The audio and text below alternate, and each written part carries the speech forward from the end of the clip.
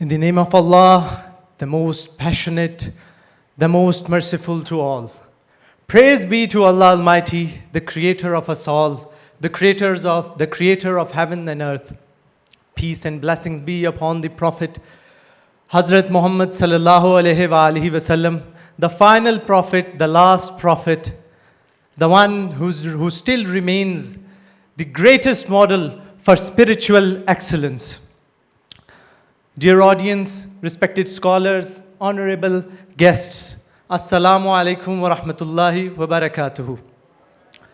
Today I wish to speak about a certain word that has inspired many, that has confused many, and unfortunately has been misunderstood by many who critique it and many who admire it. That word is tasawwuf, or more commonly known in English as Sufism. But before we ask the question, what is Sufism? Perhaps one should ask a deeper question, what does Allah Almighty want for human heart? And Quran answers this question very beautifully. As in Quran, it has been said in Surah Shams, Indeed, successful is the one who purifies it. Indeed, successful is the one who purifies it. And failed is the one who corrupts it. This purification of one's heart, this purification of one's soul, tazkiyatun nafs, is the essence of tasawwuf.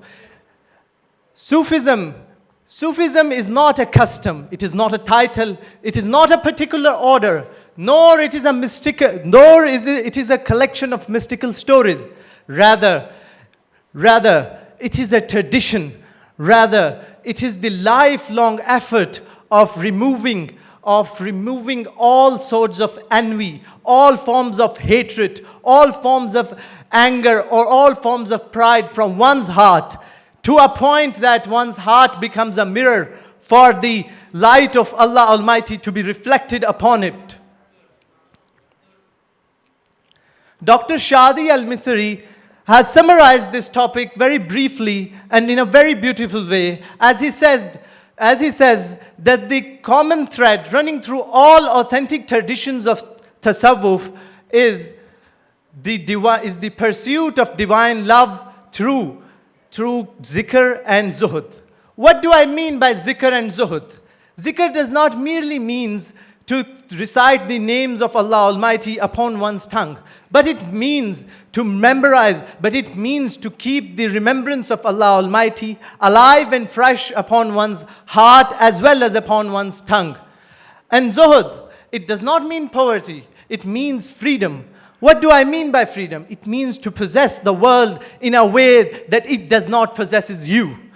Our beloved Prophet, Hazrat Muhammad sallallahu alaihi wasallam, is the greatest example of this thing. As he was surrounded by all forms of wealth, as he was surrounded and he had available all riches of this world, and yet he remained detached from it. He wasn't dependent upon these things. This is zuhud. This is taqwa. And one of the greatest poets of Persian poetry, Maulana Jalaluddin Rumi, Balakhi rahmatullah alayh, expresses the same emotion in a very beautiful analogy as he says, Ab dar kashti halake kashti ast. Ab andar zire kashti pushti ast. Water inside the ship sinks it. Water beneath the ship carries it. The world is exactly like this. If you allow the world to seep inside your soul, it will drown you. But if you keep it beneath your feet, it will carry you towards Allah Almighty, towards the light of guidance of the Holy Prophet sallallahu alaihi wasallam. And this is the mission of Jamaat-e-Jalaliyah, Pakistan, that we continue on the path of our ancestors to purify our souls, to purify our hearts. Why is it necessary?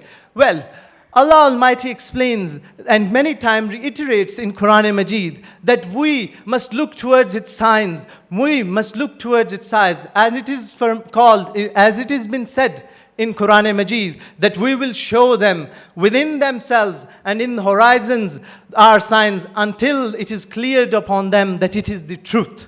Why?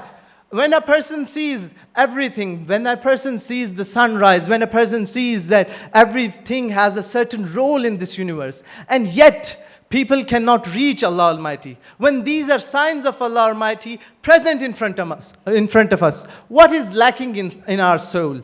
The reason we lack is because we perceive all of these things. We perceive all of these things through our sensory abilities. We sense these things. And as humans, we are fallible. We make mistakes, and so as our senses make mistakes. That's why it is important for a human heart to be pure, to be on the righteous path. With faith and remembrance and obedience to Allah Almighty, one can achieve a state in which he can look upon this universe, he can see upon the signs of Allah Almighty. This universe and everything in it becomes for that man a clear signs of Allah Almighty's light and it's His guidance.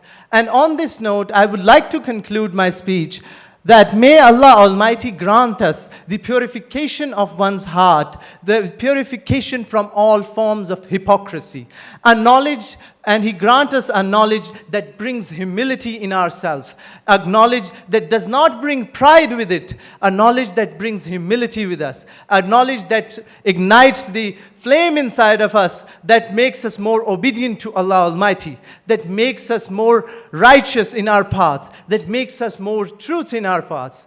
And with that, I will ask you, I will say thank you. Assalamu alaikum.